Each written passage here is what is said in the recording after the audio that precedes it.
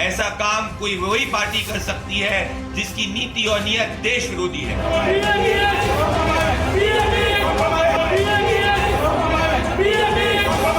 वे कपड़े उतारकर विदेशी मेहमानों के सामने, उनके सामने जो ये नंगा नाच किया, ये बहुत ही शर्मसार है।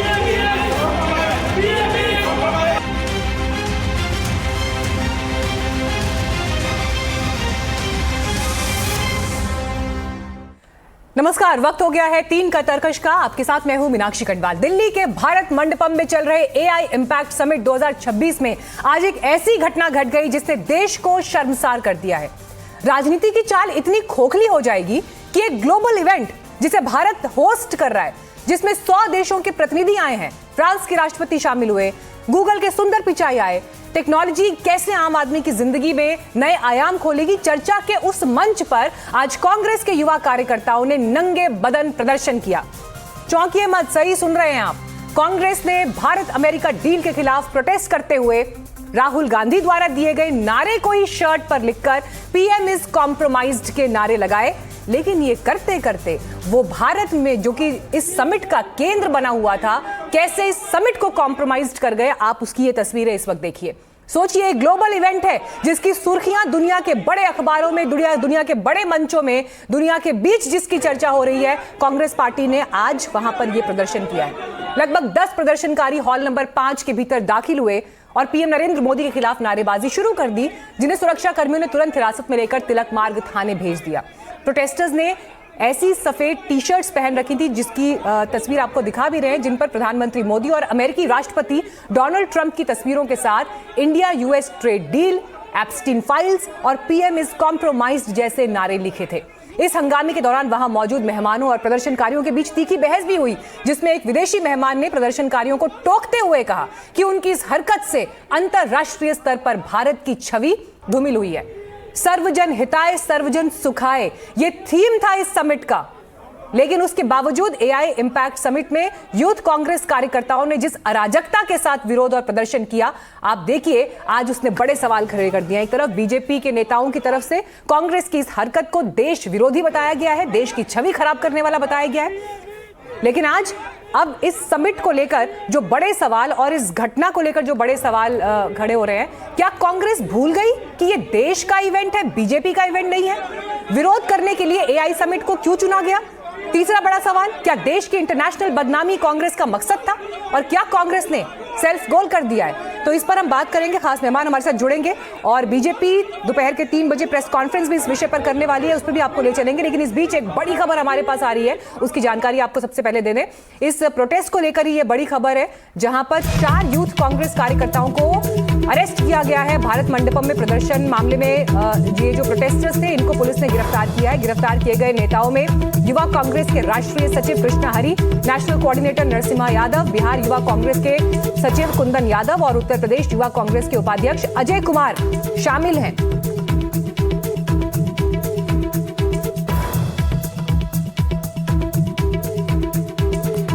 तो 4 कांग्रेस कार्यकर्ताओं को गिरफ्तार किया गया है, तिलक मार्ग थाने में इन्हें भेजा गया है। लेकिन इस बीच देखिए, ये जो तस्वीरें इस वक्त दिखाई दे रही हैं, ये बड़े सवाल खड़े करते हैं कि आखिर क्यों विरोध प्रदर्शन के लिए इस मंच को चुना गया। ये बड़ा सवाल यहां पर है और इसी पर हम बात भी करेंगे। खास मेहमान भी हमारे साथ जुड़ेंगे। लेकिन इस घटना के बाद पुलिस ऑफिशियल्स ने क्या जानकारी दी, सुनिए। इन्होंने ऑनलाइन रजिस्ट्रेशन किया, क्यूआर कोड के माध्यम से जो स्कैनिंग होती है, जिससे आम जनता सभी के लिए फैसिलिटेशन है, उससे ये लोग अंदर आए। इन्होंने ऊपर से स्वेटर जैकेट ये पहना हुआ था, नीचे से एक T shirt, objectionable T shirt पहनी थी। हॉल नंबर 5 के पास में आके इन्होंने अपने ऊपर से स्वेटर और जैकेट को उतारा, नीचे से टी शर्ट लहराते हुए इन्होंने प्रोटेस्ट किया। हम इनमें अप्रोप्रिएट लीगल एक्शन ले रहे हैं और जो कुछ लोगों को इनमें से डिटेन किया है और बाकी की भी पहचान कर रहे हैं। क्यूआर कोड कोई भी आदमी ऑनलाइन रजिस्टर करा सकता है वेबसाइट पे। उन्होंने ऑनलाइन रजिस्ट्रेशन करा के अपने लिए क्यूआर कोड बनाया, जनरेट किया। उस क्यूआर कोड को स्कैन करके और अपने जो ऑब्जेक्शनेबल टी शर्ट है जिसका इन्होंने प्रोटेस्ट किया, उस टी शर्ट के ऊपर से स्वेटर और जैकेट इन्होंने पहने हुए थे और उस स्वेटर और जैकेट को जो हॉल नंबर 5 का लॉबी एरिया है उसके अंदर उन्होंने उतारते हुए वहां पे इस चीज को प्रोटेस्ट किया, जिसमें 4 लोगों को हमने डिटेन कर लिया। कांग्रेस के विरोध प्रदर्शन पर बीजेपी ने भी तीखी प्रतिक्रिया दी। मनजिंदर सिरसा मीडिया के सामने आए और देश विरोधी एक्ट इसे कांग्रेस का बताया उन्होंने। कांग्रेस के साथियों ने एआई समिट में जाके पीएम इज कंप्रोमाइज्ड के नारे लगाए हैं और ये रोष सिर्फ हमारे यूथ कांग्रेस के साथियों का नहीं है, हर उस युवा का है जो आज बेरोजगार घूम रहा है। ये बेरोजगारी कैसे दूर हो उसके बारे में कुछ नहीं सोच रहे। ये जो ट्रेड डील अभी यूएस के साथ हुई है, हम सब जानते हैं इससे हमारे देश के किसानों को और लोगों को नुकसान होगा, फायदा सिर्फ अमेरिका को होगा। कोई भी रीजन हो सकता है, नुकसान हमारे देश के युवाओं को हो रहा है और हमारा फर्ज बनता है उनकी आवाज उठाना। और यहां तक देश के इमेज की बात है, देश की इमेज इससे खराब नहीं होती। हमारे देश में डेमोक्रेसी है, ये सच्चाई है कि आज हमारा हक है, डेमोक्रेसी हमारा राइट है, हम पीसफुल प्रोटेस्ट कहीं भी कर सकते हैं। राहुल गांधी जी ने आज जो इंडियन नेशनल यूथ कांग्रेस से एआई समिट में प्रोटेस्ट करवाया, वे कपड़े उतारकर विदेशी मेहमानों के सामने दुनिया भर से लोग जो एआई इम्पैक्ट समिट में पहुंचे हैं, उनके सामने जो ये नंगा नाच किया, ये बहुत ही शर्मसार है। शायद राहुल गांधी जी महसूस ही नहीं कर रहे कि वो कांग्रेस गिरती गिरती गिरती कितना नीचे गिर गई कि आज अपनी सत्ता की लालसा को पूरा करने के लिए वो विदेशी मेहमानों के सामने ये कपड़े उतारकर नंगा नाच कर रहे हैं। प्रोटेस्ट करना एक अलग बात है, प्रोटेस्ट करना ही चाहिए सरकारों के खिलाफ, लेकिन ऐसा प्रोटेस्ट जिसमें अपने देश को कलंकित किया जा रहा हो, ऐसा प्रोटेस्ट जिसमें अपने देश को ही छोटा पेश किया जा रहा हो, ऐसा प्रोटेस्ट जिसमें अपने देश की छवि को ही धूलमिल किया जा रहा हो, यह घटिया मानसिकता अगर किसी के पास हो सकती है तो आज की कांग्रेस के पास है। कांग्रेस पार्टी एक एंटी इंडिया पार्टी है। राहुल गांधी के इंस्ट्रक्शंस पे कांग्रेस पार्टी के वर्कर्स ने इंडिया की एआई समिट के अंदर दाखिला करा और आपत्तिजनक नारे लगाए। ऐसा काम कोई वही पार्टी कर सकती है जिसकी नीति और नियत देश विरोधी है। जब भी भारत का सम्मान होता है और भारत ऊपर बढ़ता है, राहुल गांधी और गांधी वाड्रा परिवार को मिर्ची लगती है और वो इस तरीके से भारत का अपमान करने के लिए, अपने राजनीतिक स्वार्थ के लिए ये कृत्य करते हैं। राहुल गांधी और कांग्रेस पार्टी और गांधी वाड्रा परिवार को देश के युवा और देश से माफी मांगनी चाहिए। और इस पर बात करने के लिए हमारे साथ खास मेहमान इस वक्त जुड़ गए हैं। हमारे साथ कांग्रेस पार्टी से ईशान त्यागी हैं, इसके अलावा सीनियर जर्नलिस्ट समीर चौगांवकर हमारे साथ है, विनोद अग्निहोत्री जी हमारे साथ जुड़ गए हैं, आप कंसल्टिंग एडिटर हैं अमर उजाला में, आरपी सिंह बीजेपी से जुड़ेंगे कुछ ही देर में, और हिमांशु सीधे इस वक्त भारत मंडपम से हमारे साथ है, मुकेश सेंगर थाने से हमारे साथ जुड़ रहे हैं जहां पर इन्हें हिरासत में गिरफ्तार करके रखा गया है। लेकिन सबसे पहले हिमांशु, मैं आपका रुख कर रही हूं, आज जो कुछ भी हुआ बड़ा शर्मनाक है, वो जिस तरह की घटना को अंजाम दिया गया, प्रोटेस्ट जिस तरह से किया गया, मुझे एग्जैक्टली अपनी आंखों देखी बताइए हिमांशु, हुआ क्या उस वक्त संक्षेप में? देखिए, मैं इस वक्त गूगल के पेवेलियन के ठीक सामने हूँ मीनाक्षी, और मेरे पीछे वो गूगल का पेवेलियन है जहाँ पर मध्य प्रदेश के मुख्यमंत्री भी 2 घंटे पहले यहाँ पर आए थे। और ये एक बहुत ही पॉपुलर पेवेलियन है क्योंकि यहाँ पर गूगल अपने शोकेस कर रहा है अपने एआई प्रोडक्ट्स को। आप लेफ्ट साइड में देख सकते हैं एआई क्रिकेट कोच, बहुत सारे लोग हैं जो एआई की मदद से कैसे आप बेहतर क्रिकेट खेल सकते हैं, ट्रेनिंग ले सकते हैं, इसको यहाँ पर दिखाया जा रहा है। वो पहले यहाँ पर पहुँचे और उनके पास वैलिड पासेस थे, उन्होंने ऑनलाइन रजिस्ट्रेशन कराया था। और आप जब एआई समिट के वेबसाइट पर जाकर रजिस्ट्रेशन कराते हैं तो आपको एक क्यूआर कोड मिलता है और उस क्यूआर कोड को चेक करने के बाद आपको इस परिसर में आने की इजाज़त दी जाती है। वो एक वैलिड एंट्री पास था जो हर विजिटर के पास है, और आज क्योंकि समिट को खोल दिया गया है तो कोई भी व्यक्ति रजिस्टर करा के आ सकता है। वो पहले यहाँ पर आए, उन्होंने यहाँ पर नारेबाजी की, जो यूथ कांग्रेस के कार्यकर्ता हैं, और उसके बाद यहाँ पर जो ऑर्गेनाइजर्स थे उन्होंने उनके सामने नारेबाजी की, उनको रोकने की कोशिश जो है, पहली कोशिश वो ऑर्गेनाइजर्स ने खुद की, और उसके बाद जब उन्हें यहाँ से हटाने की कोशिश हुई तो वो इन रास्तों से चलकर आगे बढ़े। और इधर रास्ते में और भी लोग थे जो उनको नारेबाजी करने से रोकने की कोशिश करते रहे, लेकिन वो पीएम कंप्रोमाइज के नारे लगाते रहे। सबसे बड़ा सवाल ये है कि जो विरोध था उसका ये मंच कैसे हो सकता है, क्योंकि वो विषय था Bharat America trade deal, Bharat की विदेश नीति। यहाँ पर एआई में भारत की जो ताकत है उसको शोकेस किया जा रहा है। और जब वो प्रदर्शन करके यहाँ पर पहुँचे तो मेरे ठीक पीछे आपको जो मंच दिख रहा है वो यहाँ तक पहुँचे, और यहाँ आकर उन्होंने अपने कपड़े उतारे और फिर से नारेबाजी करने लगे। आप देख सकते हैं सिक्योरिटी यहाँ पर बढ़ाई गई है, पुलिस के जवान लगातार चौकसी कर रहे हैं, यहाँ पर पैरामिलिट्री फोर्सेस की तैनाती भी यहाँ पर बढ़ाई गई है। हिमांशु, लौटूंगी आपके पास, लेकिन बड़ा सवाल आपने भी उठाया कि प्रोटेस्ट का मंच एआई समिट कैसे हो सकता है। ईशान त्यागी, बड़ा सवाल आपसे ये है, पीएम इज कॉम्प्रोमाइज्ड ये नारा लगाया गया आपके कार्यकर्ताओं की तरफ से, लेकिन पीएम इज कॉम्प्रोमाइज्ड बोलते बोलते आपने एआई समिट को कॉम्प्रोमाइज कर दिया। आप लोग भूल गए कि ये बीजेपी का इवेंट नहीं है, ये देश का इवेंट है। क्या इस बात की क्लैरिटी भी कांग्रेस पार्टी को नहीं है? मीनाक्षी जी, वही एआई समिट की बात कर रहे हैं ना, जो पूरे विश्व में फ्लॉप हो गया है। पूरा विश्व हम पर हंस रहा है इस समय कि हमने किस तरह से एक यूनिवर्सिटी में जिसमें प्रधानमंत्री नरेंद्र मोदी, ये देखिए तस्वीर देखिए, प्रधानमंत्री नरेंद्र मोदी जिस प्राइवेट यूनिवर्सिटी में जाके वहां पर एक प्रोग्राम में सम्मिलित होते हैं, उसी प्राइवेट यूनिवर्सिटी के प्रोफेसर्स ने एक चीनी रोबोट को ले जाके, एक चीनी रोबोट जिसका नाम ओरायन था, जो एक डॉग था, उसको ले जाके अपना बताने का काम किया। तो पूरा विश्व हम पे हंस रहा है। और रही बात सुनिए इस प्रदर्शन की, मैं दाद देता हूं इन युवाओं की कि जिन्होंने इतनी सिक्योरिटी होने के बावजूद जिस तरह से राहुल गांधी जी को सदन में नहीं बोलने दिया जा रहा है, तो प्रदर्शन तो करेंगे। तो मतलब आप लोग बदला लेंगे, बदला लेंगे आप लोग, और बदला लेने के लिए आप चुनेंगे ग्लोबल इवेंट को जिसे भारत होस्ट कर रहा है। नहीं, एक सेकंड सुनिए मेरी बात। इस देश में इससे पहले भी बहुत सारे इंटरनेशनल इवेंट्स हुए हैं, मुझे लगता है जानकारी होगी आपको। अपनी जिम्मेदारी से भाग त्यागी साहब सुनिए, ईशान जी, इस देश में इससे पहले भी इंदिरा जी के समय पर भी बहुत सारे ग्लोबल इवेंट हुए हैं या नहीं हुए हैं? कॉमनवेल्थ गेम्स हुए हैं, अभी भी हुए हैं, आपकी सरकार के टाइम पे, यूपीए के टाइम पर भी हुए हैं। बीजेपी भी इसी तरह से प्रोटेस्ट करने के लिए वहां पहुंच जाती, क्या जवाब होता उसको लेकर आपका? और मेरा सवाल आपसे यह है कि क्या भूल गए एआई समिट जिसमें कौन कौन आ रहा है? सुंदर पिचाई वहां पर आ रहे हैं, फ्रांस के राष्ट्रपति वहां पर आ रहे हैं, 100 देशों के प्रतिनिधि वहां पर बैठे हैं, ग्लोबल मीडिया वहां पर बैठा है। जानबूझकर आप लोगों ने यह मंच चुना अंतरराष्ट्रीय सो कॉल्ड ख्याति पाने के लिए। मुझे 2 मिनट का अनइंटरप्टेड समय दीजिएगा। जब एआई समिट शुरू होता है, आदरणीय प्रधानमंत्री नरेंद्र मोदी जी फोटो ऑप करने के लिए वहां पहुंच जाते हैं। जितने भी फाउंडर्स वहां पे होते हैं उनको बाहर धकेल दिया जाता है। एक फाउंडर ये कहता है कि मेरा जो सामान वहां पड़ा था, इतना हाई सिक्योरिटी होने के बावजूद वो चोरी हो गया। उसके बाद फाउंडर्स ये कह रहे हैं हमें 3-3, 4-4 किलोमीटर चलाया जा रहा है क्योंकि नरेंद्र मोदी जी का प्रोटोकॉल लगा है, उनको किसी डिनर में जाना है। ईशान जी, क्या आप सुन रहे हैं कि आप क्या बोल रहे हैं?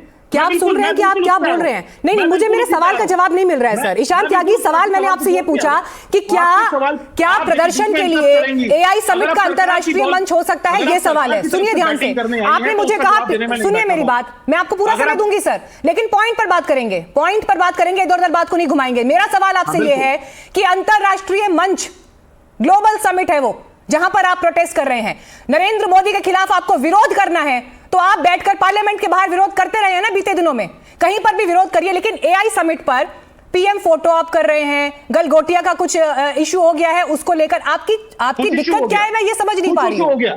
कुछ इशू हो गया। यहाँ पे आप ट्रेड डील का विषय उठा रहे हैं ना, जो कार्यकर्ताओं के हाथ में प्रोटेस्ट, जो मुझे यहाँ पे दिख रहा है टी शर्ट पर, ईशान त्यागी, मुझे टी शर्ट पर जो इमेज दिख रहा है उसमें आप ट्रेड डील का विषय उठा रहे हैं। पहले बी स्पेसिफिक कि आपके विरोध का विषय क्या था? विरोध, या तो अगर एआई से जुड़ा हुआ आपका कोई विरोध होता और तब भी आप वहां पर बाहर जाके प्रोटेस्ट करते तो शायद मैं इस बात को समझ पाती, लेकिन ये समझ में नहीं आ रहा कि आप लोगों की दिक्कत क्या थी। और इस दिक्कत के लिए आपने एक ग्लोबल मंच चुना क्योंकि आपको लगा शायद विदेशी अखबारों में कुछ थोड़ी बहुत खबरें छप जाएंगी। मैं बता रहा हूं दिक्कत क्या थी। जिन लोगों को आप, जिन हमारे कार्यकर्ताओं को देश विरोधी कह रही हैं, देश विरोधी वो यूएस और इंडिया की ट्रेड डील है जिसमें आपने किसानों के हितों से समझौता करने का काम किया है। आपने, अगर मैं किसी को देश विरोधी होने का सर्टिफिकेट नहीं दे रही हूं, पहली चीज। नहीं, मेरे नाम से मत बोलिए ना। मैं किसी को, हाँ, बीजेपी ने बोला है, मैं किसी को देश विरोधी नहीं बता रही। अब एटलीस्ट मैं अभी उसके पैसे में नहीं हूं कि मैं किसी को उसके देश प्रेम के लिए सर्टिफिकेट दूं। बैटिंग आप भी बीजेपी की ही कर रही हैं, कोई बात नहीं, लेकिन बीजेपी, अरे सर आप ये छोड़िए ना, आप तो कांग्रेस की तो बैटिंग करिए। आप ये तो बताइए जिस पार्टी के लिए आपको रखा है प्रवक्ता के रूप में, ये मत बताइए कौन किसका प्रवक्ता है। आप तो करिए उसके लिए बैटिंग जिसके लिए करनी चाहिए आपको। देश विरोधी वो अमेरिका और इंडिया के बीच में ट्रेड डील हुई है जिसमें अमेरिकन इंपोर्ट्स पे हमें 18%, इंडियन एक्सपोर्ट्स पे हमें 18% टैरिफ देना पड़ेगा और 0% टैरिफ लगेगा अमेरिकन एक्सपोर्ट्स। एआई समिट में ये प्रोटेस्ट क्यों हो रहा है? लेकिन यूएस ट्रेड डील के लिए एआई समिट में प्रोटेस्ट क्यों हो रहा है? बिल्कुल होगा, क्योंकि अगर आप देश के एलओपी को संसद में बोलने का मौका नहीं देंगे। अच्छा, मतलब गुंडागर्दी चलेगी इस देश में अब, ठीक है। विनोद अग्निहोत्री जी, नहीं, एक सेकंड रुकिए। विनोद अग्निहोत्री जी, एलओपी को सदन में नहीं बोलने देंगे तो देश में ये गुंडागर्दी चलेगी, ये अराजकता चलेगी? कांग्रेस के प्रवक्ता ये बता रहे हैं यहाँ पर। नहीं, देखिए, एलओपी को संसद में नहीं बोलने दिया जा रहा है, ये आरोप लगाया है, तो उसके लिए एलओपी के खिलाफ अविश्वास प्रस्ताव भी आ रहा है। वो अधिकार है विपक्ष का, और मुझे लगता है प्रदर्शन लोकतंत्र में होते हैं, लेकिन कहाँ करना चाहिए इसका ध्यान रखना चाहिए राजनीतिक दलों को। एआई समिट एक अंतर्राष्ट्रीय आयोजन है, भारत सरकार का आयोजन है, वो भारतीय जनता पार्टी का आयोजन नहीं है। अगर प्रदर्शन करना ही है तो आप जंतर मंतर पे करिए, संसद के बाहर करिए, प्रधानमंत्री निवास की तरफ आप बढ़ने की कोशिश करिए, पुलिस आपको रोक देगी, उस पर तो कोई रोक थोड़ी है। लेकिन मुझे लगता है एआई समिट पे जाकर के इस तरह प्रदर्शन करना ये उचित नहीं था, क्योंकि ये पूरे देश के लिए जो है अपने आप में एक बड़ा आयोजन है, अंतर्राष्ट्रीय आयोजन है, और उसकी एक गरिमा है और उसका एक महत्व है। ठीक है आरपी सिंह जी, ईशान त्यागी बड़ा क्लियर कट बोल रहे हैं, आपने एलओपी को सदन में बोलने नहीं दिया, यूएस ट्रेड डील से वो खुश नहीं है, किसानों के खिलाफ उसे बता रहे हैं। इसके अलावा उस यूनिवर्सिटी का मुद्दा भी उठा रहे हैं कि जिन्होंने चाइना के रोबोट को अपना रोबोट बता दिया। दुनिया में पहले से जग हंसाई हो रही है, हमने प्रदर्शन कर दिया तो कौन सी बड़ी बात है, उनका आरोप है आपके ऊपर। मीनाक्षी जी मीनाक्षी जी, आपकी डिबेट में बैठा हूं तो आपके हिसाब से डिबेट करूंगा ना। ये तो नहीं कि जो मैम बनर्जी आएगी वो बोलूंगा, मैं अभी बोलूंगा नहीं नैनीताल में एक अच्छे मकान बन रहे हैं, वहाँ झील बहुत अच्छी है, वहाँ ये सब वो सब तो नहीं बोलूंगा ना। मैं तो वो डिबेट करूँ जिस सब्जेक्ट पे आपकी डिबेट है। एलओपी ये मानते नहीं, वो सोचते हैं कि मैं राजसी हूँ, मैं परिवार से आता हूँ, राजसी परिवार से आता हूँ, डेनिस्ट हूँ, तो जो मैं तय करूँगा वो उस पर डिबेट होनी चाहिए। माई वे या हाईवे पे डिबेट होनी। डिबेट संसद में बहस थी राष्ट्रपति जी के अभिभाषण पर, उस पर नहीं बहस करनी। मैंने टोका नहीं मीनाक्षी, देखा नहीं, ये फिर आगे ना ये आपका शो है मीनाक्षी, मैं आपको समय दूंगी उसके बाद पूरा बोलने के लिए। जिनके हितों से आपने सौदा करने का काम किया है, उन किसानों की बात करिए, उन किसानों की आवाज हम उठाने का काम कर रहे हैं आज। ठीक है, चलिए शर्ट उतारकर किसानों की आवाज उठाइए। आरपी सिंह जी, टिप्पणी मत करिए, पर्सनल टिप्पणी करने पे आऊंगा तो एक्सीन फाइल में नरेंद्र मोदी का भी नाम है, हरदीप पुरी का भी नाम है। निजी रूप से कोई किसी पर कोई फालतू बात नहीं करेगा यहाँ पर इस मंच पर। प्लीज ईशान त्यागी जी, मेरी रिक्वेस्ट है आपसे, और यहाँ पर आरपी सिंह जी मेरी आपसे भी रिक्वेस्ट है, प्लीज।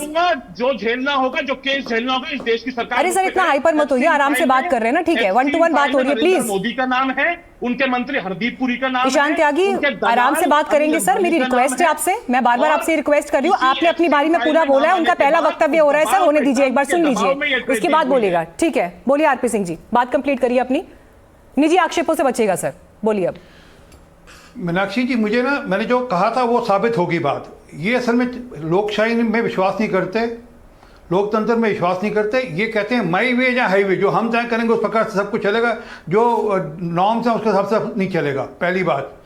दूसरी बात, थोड़े दिन पहले उमर खालिद ने एक धरने प्रदर्शन किया था, दंगा फसाद कराया था। वो क्या कहा था, जब ट्रंप दिल्ली में होंगे तब हम ये सब करेंगे। एग्जैक्टली वही हो रहा है। जब दुनिया के राज्याध्यक्ष यहाँ पर हैं, जब यहाँ पर दुनिया भर के लोग यहाँ पर आए हुए हैं एआई समिट में पार्टिसिपेट करने के लिए, यहाँ पर प्रत्युष कुमार, क्रिस्टियानो अमन, दारियो अमोल्डो, ये सबका सब गूगल के या ठीक है, विदेशी मेहमानों के समय पर ये प्रोटेस्ट हो रहे हैं। ये सवाल यहाँ पर अभी आरपी सिंह ने उठाया। सर, मैं आपको एक सेकंड के लिए रोक रही हूँ, क्योंकि बीजेपी की तरफ से संबित पात्रा अभी प्रेस कॉन्फ्रेंस कर रहे हैं, थोड़ी देर के लिए वहां चलते हैं, फिर उसके बाद डिबेट पर लौटेंगे। मैं नाम भी पढ़ता हूं जो गिरफ्तार हुए। कृष्णा हरी, ये यूथ कांग्रेस का नेशनल सेक्रेटरी है। कुंदन यादव, बिहार यूथ कांग्रेस का सचिव। अजय कुमार, उत्तर प्रदेश यूथ कांग्रेस का उपाध्यक्ष है। और नरसिम्हा यादव यूथ कांग्रेस का नेशनल कोऑर्डिनेटर है। मैंने ये 4 नाम और उनका पद इसलिए बताया क्योंकि पद देखिए, कोई सचिव है, कोई अध्यक्ष है। ये छोटे कार्यकर्ता नहीं है, ये बड़े कार्यकर्ता हैं और बड़े पदों पर आसीन कार्यकर्ता हैं कांग्रेस पार्टी के।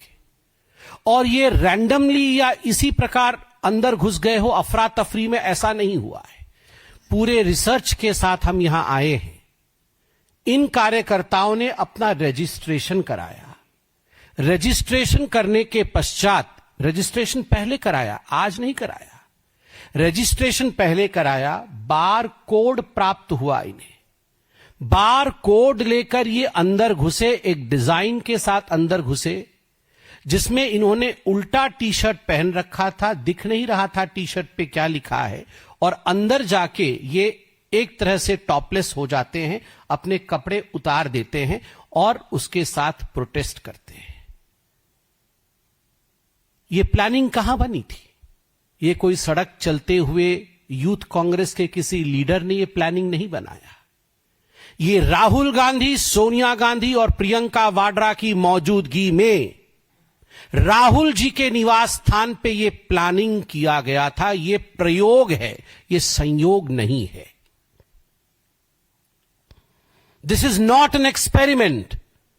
This is a deliberate attempt to malign the name of India by the leader of opposition Rahul Gandhi, because in his very home, the design of this whole propaganda took place. यह जो AI summit है, बंधुगण, पहले भारतवर्ष ऐसे summit में अपने representative तक नहीं भेजता था। भारतवर्ष ने कभी इस प्रकार के समिट आयोजित नहीं किए थे। मगर आप चिंता करके देखिए, एक AI समिट होती है, पूरे विश्व में भारत का नाम होता है, 100+ कंट्रीज, 100 से अधिक देशों का पार्टिसिपेशन होता है। 20 देशों के कंट्री हेड, स्टेट हेड इसमें पार्टिसिपेट करते हैं। 60 मंत्री लगभग अन्य देशों के इसमें पार्टिसिपेट करते हैं। हजारों global CEOs, researchers, startups, policy makers इसमें ज्वाइन करते हैं। 2.5 लाख से भी अधिक विजिटर्स और जो रजिस्ट्रेशन करते हैं वो इस इवेंट में रिपोर्ट करते हैं।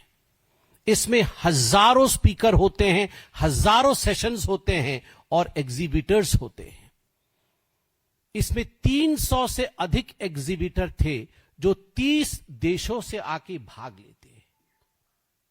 और इसमें कैसे लोग भाग लेते हैं आप देखिए। इस AI समिट में मैं पूरी डिटेल्स में नहीं जाऊंगा, मैं मोटा मोटी बता रहा हूं, क्योंकि आप सब जानते हैं, देश जानता है, कई दिनों से देश देख रहा है कौन भाग ले रहे हैं।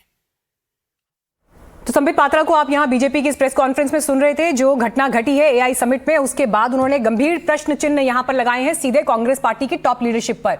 ईशान त्यागी, आपने सुना संबित पात्रा को, उन्होंने बड़ा आरोप लगाया है कि ये बातचीत, मेरी बात पूरी नहीं हुई, राहुल गांधी के घर पर यह तय हुआ है, षड्यंत्र कह रहे हैं उसको। आ रही हूं सर, आरपी सिंह जी आ रही हूं। ईशान त्यागी, राहुल गांधी के घर पर प्लान हुआ है ये षड्यंत्र।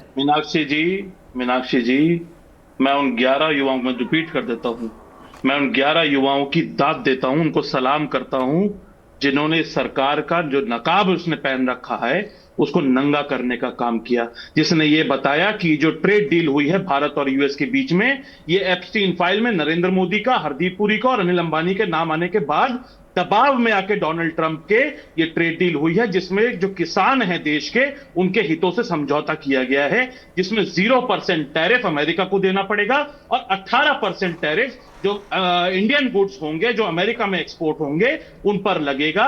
क्योंकि जब 2.9% टैरिफ हुआ करता था पहले, उसके बाद 25% को भी मास्टर स्ट्रोक बताया गया, 50% को भी मास्टर स्ट्रोक बताया गया और उसके बाद 18% को भी मास्टर स्ट्रोक बताया गया है। क्योंकि ये ट्रेड डील दबाव में हुई है, नरेंद्र मोदी के एप्स्टीन फाइल में नाम आने के बाद हुई है, इसलिए मैं दाद देता हूं उन युवाओं को जिन्होंने सवाल पूछने का काम किया, क्योंकि संसद में यह सरकार सवाल। ठीक है सर, आपका वक्तव्य पूरा हुआ। आरपी सिंह जी जवाब दीजिए। वो तो कह रहे हैं कि हम तो इस बात को बड़ा शो ऑफ कर रहे हैं, as a badge of honour ले रहे हैं कि इन लोगों ने प्रोटेस्ट किया, इन्होंने तो देश का नाम ऊंचा किया है।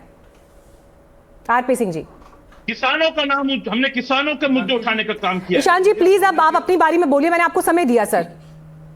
आरपी सिंह बोलेंगे अब। मैं अपेक्षा करूंगा कि मुझे इस पर मौका मिलेगा बात कहने का। मेरे को आदत नहीं है कि मैं प्रोटोकॉल या नॉर्म्स छोड़कर बात करूं। मीनाक्षी जी, मैं जो बता रहा था, उमर खालिद ने भी इसी प्रकार से कहा था डोनाल्ड ट्रंप यहाँ पर होंगे तब हम प्रोटेस्ट करेंगे, भारत को दुनिया के सामने बदनाम करेंगे।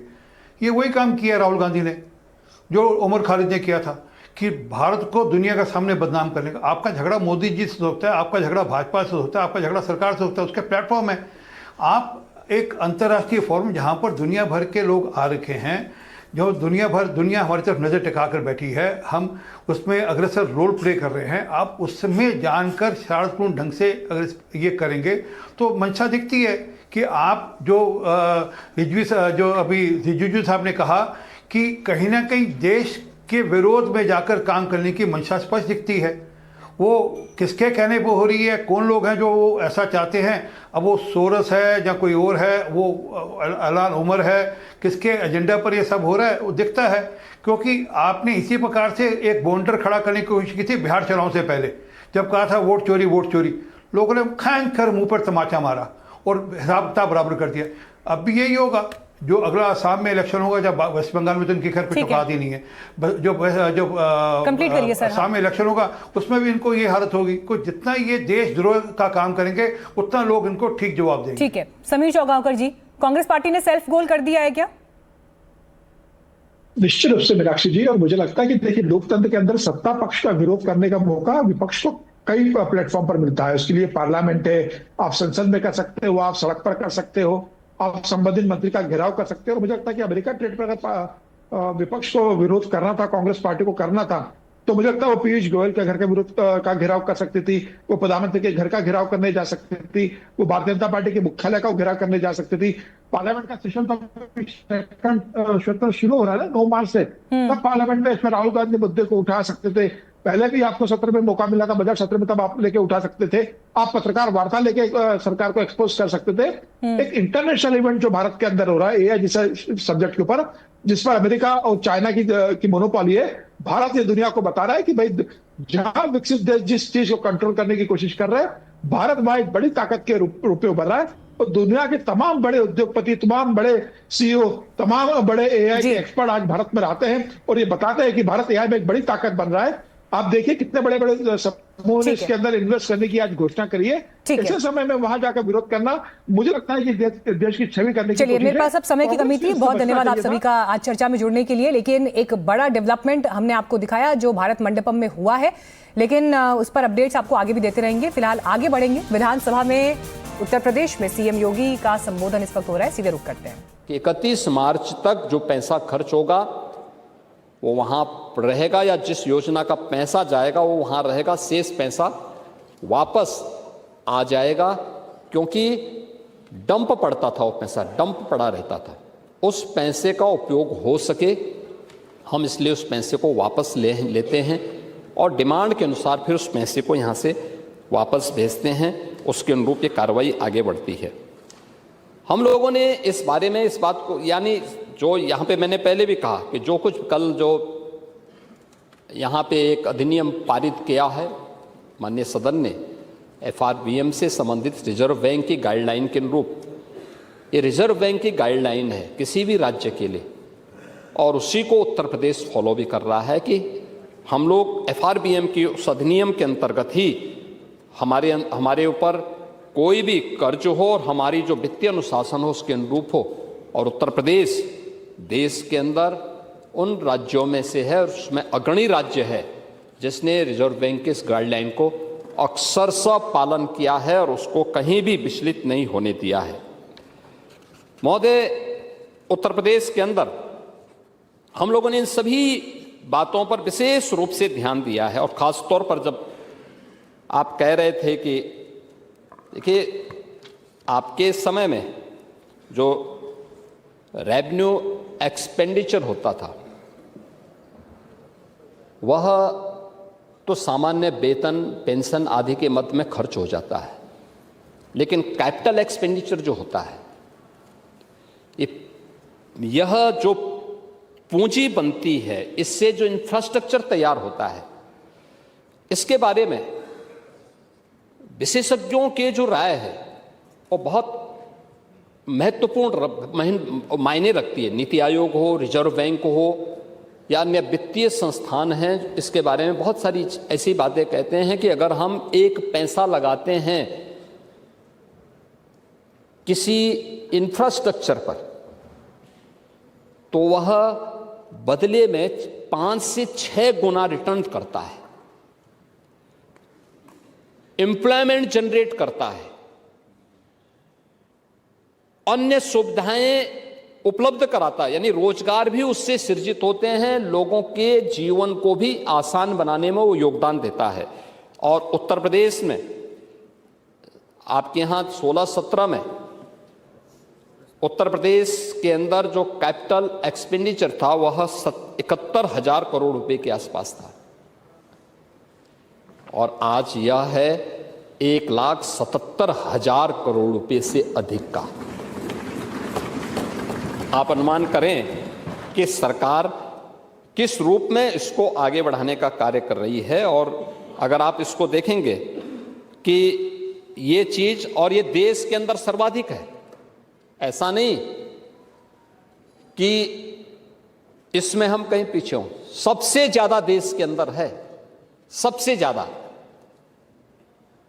मैंने परसों भी इस बात को कहा था कि हम लोग जब आए थे तब उत्तर प्रदेश के अंदर जो हमारा क्रेडिट डेबिट रेशियो था, सीडी रेशो, बैंक में उत्तर प्रदेश का नागरिक जितना पैसा जमा करता था उसका केवल 43 से 44% ही उत्तर प्रदेश के अंदर खर्च हो पाता था।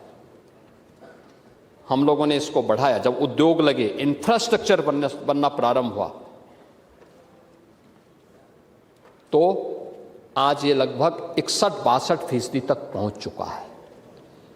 यानी लगातार वह पैसा, यूपी का पैसा यूपी में लगे, इसके लिए लगातार कार्यक्रम चल रहे हैं। और इसके माध्यम से लाखों नौजवानों ने अपने रोजगार के सृजन को भी आगे बढ़ाने का काम किया है।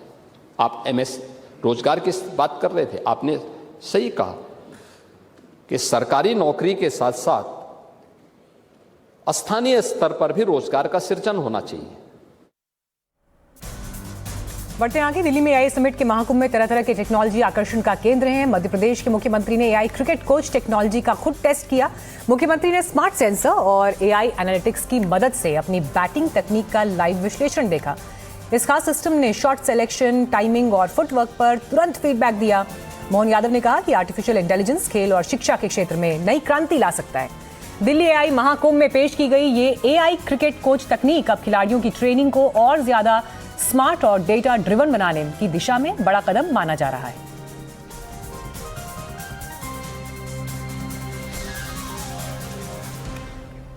हमारे सहयोगी हिमांशु ने खास बात की सीएम मोहन यादव से। एआई की मदद से आप बेहतर क्रिकेट खेल सकते हैं। आप देख सकते हैं इन लाइव तस्वीरों में मध्य प्रदेश के मुख्यमंत्री मोहन यादव जो है वो इसका परीक्षण कर रहे हैं, इस टेक्नोलॉजी का। सर, ये क्या अनुभव रहा आपका, कैसा रहा? बहुत अच्छा अनुभव है। बगैर कोच के एआई के माध्यम से खेल की बारीकियां समझ करके खिलाड़ी अपने गांव, गली, मोहल्ले, नगर में अगर अपने इस टेक्नोलॉजी का लाभ लेते हैं तो उनके लिए भी अच्छा, खेल के लिए भी अच्छा। तो ये मध्य प्रदेश के लिए भी यूजफुल टेक्नोलॉजी है सर? जरूर, बिल्कुल सही बात। हमसे बात करने के लिए शुक्रिया। तो एआई समिट से मेरे कैमरा सहयोगी सचिन गुप्ता के साथ Himanshu Shekhar, NDTV India. Film Yadav ji की लव स्टोरी का मामला, फिल्म की हीरोइन प्रगति तिवारी ने बयान दिया है और उन्होंने कहा कि मैंने किसी बहन बेटी का अपमान नहीं किया, लेकिन मुझे अपशब्द कहे जा रहे हैं। मैंने कभी अपमानजनक वीडियोस नहीं बनाए हैं। तो फिल्म को लेकर जिस तरह से विवाद पैदा हो गया है, कंट्रोवर्सी खड़ी हो गई है, उसमें इस बीच प्रगति तिवारी का ये अहम बयान, जिसमें वो कह रही है कि उन्हें किस तरह से टारगेट किया जा रहा है ट्रोलिंग के जरिए और अपशब्द कहे जा रहे हैं, लेकिन मैंने किसी बहन बेटी का अपमान नहीं किया। स्क्रिप्ट में किसी भी समाज की बहन बेटियों के लिए कुछ भी गलत नहीं था, बल्कि अच्छा और पॉजिटिव था। तो मैंने किसी भी बहन बेटी का अपमान नहीं किया है। तो ये चीज मेरे से मत जोड़ो कि बहन बेटियों का अपमान कर दिया और बहन बेटियों को गलत दिखा दिया। आपने फिल्म ही नहीं देखी। जब तक आपने फिल्म देखी आपको कैसे पता चलेगा कि बहन बेटी जो है उसको गलत दिखाया है कि नहीं। कभी भी चंद व्यूज के लिए किसी समाज परिवार पे कोई टिप्पणी नहीं कसी है। मैंने और मेरे भाई ने सदा ही बहुत ज्यादा साफ सुथरे, सामाजिक, पारिवारिक और लहजे का भी ध्यान रखते हुए वीडियोस बनाए हैं कि हमने गाली तक नहीं दी है कभी वीडियोस में। और मतलब कुछ भी ऐसा नहीं किया। हमारी टीम में हर प्रकार के लोग हैं हमारे साथ, हर धर्म, हर जाति से, और हम सबका सम्मान करते हैं, सबको आदर करते हैं। और आप लोगों ने चंद व्यूज के लिए इतनी ज्यादा माँ बहन की गाली दी है, तो उससे पता चलता है कि कौन कितना सामाजिक है। वहीं फिल्म को लेकर राजनीति भी जबरदस्त तरीके से चल रही है। कांग्रेस ने इसे बीजेपी से जोड़ दिया है और सपा अध्यक्ष अखिलेश यादव ने इसे बीजेपी की लव स्टोरी कहा है। भारतीय जनता पार्टी ऐसी ही लव स्टोरी बनाती है। ये सब भारतीय जनता पार्टी की लव स्टोरियां हैं। याद कीजिए, पहले ब्राह्मण समाज को अपमानित करने के लिए कौन सी फिल्म बनाई थी? ब्राह्मण समाज को अपमानित करने के लिए कौन सी फिल्म बनाई थी? उसका नाम भी हम नहीं ले सकते। जो समाज ईमानदार है उसको बताइए क्या कहा जा रहा था, अब इन्होंने ये कर दिया। देखिए, पूरी तरीके से भाजपा की सरकार ये जातिगत भावनाओं को उठाने पर लगी है, जातिगत भावनाओं को भड़का रही है। पहले हिंदू मुसलमान किया, अब हिंदू समाज के अंदर भी पूरी तरीके से आपस में लड़ने का काम, पहले घुसखोर पंडित का नाम दिया, अब यादव हमारे साथियों के उसमें नाम से ला रहे हैं। तो ये जातिगत भावनाओं से पूरी सरकार ये बर्बाद कर रही है पूरे देश को। मैं समझता हूँ कि अब जनता समझ चुकी है और इसका जवाब इनको आने वाले समय में जनता दे रही है। और इस वक्त रणवीर सिंह को धमकी वाले मामले में बड़ा खुलासा जांच में सामने आया है कि धमकी भरा वॉइस नोट अमेरिकी नंबर से आया था जिसमें 10 करोड़ रुपए की मांग की गई। बड़ी खबर यह भी है कि अब हरी बॉक्सर की आवाज की पुष्टि भी हो गई है, जिसमें हरी बॉक्सर ने साफ कहा है कि वो रणवीर के स्टाफ को नहीं छोड़ेगा। तो ये अलग अलग तस्वीरें, अमेरिकी नंबर से धमकी आई, उसका खुलासा हुआ है। वॉइस नोट भेजा गया था। इससे पहले आपको याद होगा कि फायरिंग की घटना भी सामने आई थी रोहित शेट्टी के घर, लेकिन जिस तरह से बॉलीवुड के स्टार्स को निशाना बनाया गया है, 10 करोड़ रुपए की मांग, लेकिन हरी बॉक्सर की आवाज की पुष्टि हो गई है।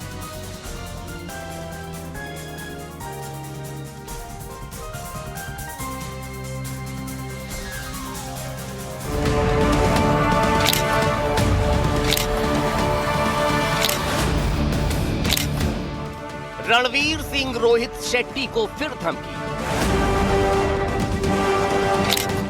हैरी बॉक्सर की धमकी का नया ऑडियो। दोनों रोहित शेट्टी और तू और पूरे बॉलीवुड को ही बोल रहा हूँ, या तो टाइम रहते लाइन पे आ जाना, जिसको भी हम फोन करें। सुधर जाओ वरना खत्म कर देंगे। और रणवीर सिंह, तुझे बहुत ज्यादा शौक है सलाह देने का कि जाओ सर आप एप्लीकेशन दे दो, रिपोर्ट कर दो थाने में, ठीक? और तूने भी कर दी, कोई चक्कर नहीं है।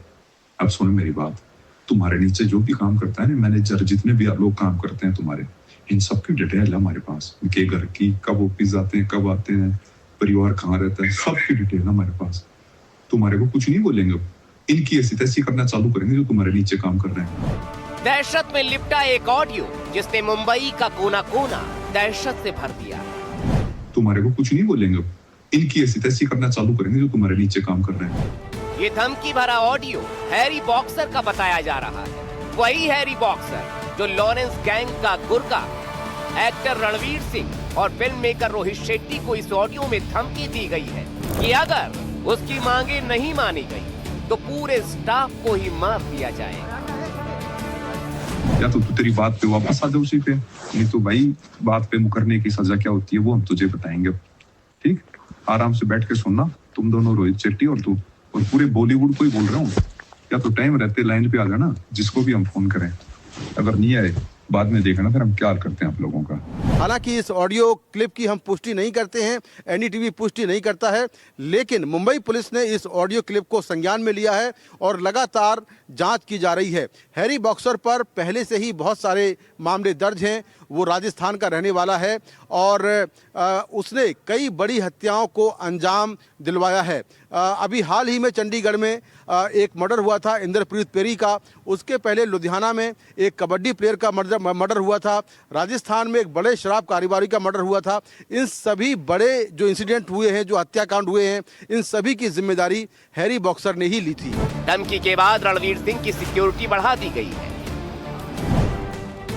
इससे पहले रोहित शेट्टी के घर फायरिंग हुई थी, सलमान के करीबी को धमकी दी गई थी और अब रणवीर सिंह और रोहित शेट्टी के पूरे स्टाफ को खत्म करने का धमकी भरा वॉइस नोट सामने आया है। लेकिन सवाल ये है कि लॉरेंस गैंग इतना बेखौफ कैसे हो गया? गैंग का सरगना लॉरेंस बिश्नोई गुजरात की साबरमती जेल में बंद है, लेकिन उसका आतंक भारत से लेकर कनाडा तक फिर भी फैला हुआ है। उसके गुर्गे या तो जेल में हैं या फिर देश से बाहर बैठे हैं। ये माना जा रहा है कि लॉरेंस गैंग ने अलग अलग जगहों पर युवाओं को भर्ती किया है। लॉरेंस गैंग की तरफ से पूरे बॉलीवुड को भी चेतावनी दी गई थी। लिखा था, ये छोटा सा ट्रेलर है, हमारी बात नहीं समझी तो घर के बाहर नहीं, बेडरूम के अंदर गोली चलेगी, वो भी छाती पर। इन अहम आपराधिक घटनाओं के पीछे लॉरेंस गैंग का नाम सामने आने के बाद पुलिस के लिए बड़ा सिरदर्द बन गया। वो सिरदर्द जिस पे सवाल है कि मुंबई में फिर से अंडरवर्ल्ड सिर तो नहीं उठा रहा है? कहीं ऐसा तो नहीं कि सिर्फ उसकी शक्ल बदल गई हो और दहशत की डी कंपनी का सेकंड पार्ट रिलीज करने की कोशिश की जा रही है? खैर, जो कुछ हो रहा है उसे हल्के में नहीं लिया जा सकता, क्योंकि कुछ इसी तरह से दाऊद की डी कंपनी उभरी थी, जिसने देखते ही देखते मुंबई के जर्रे जर्रे में अपने खौफ को पैबस्त कर दिया था। Bureau report, NDTV India.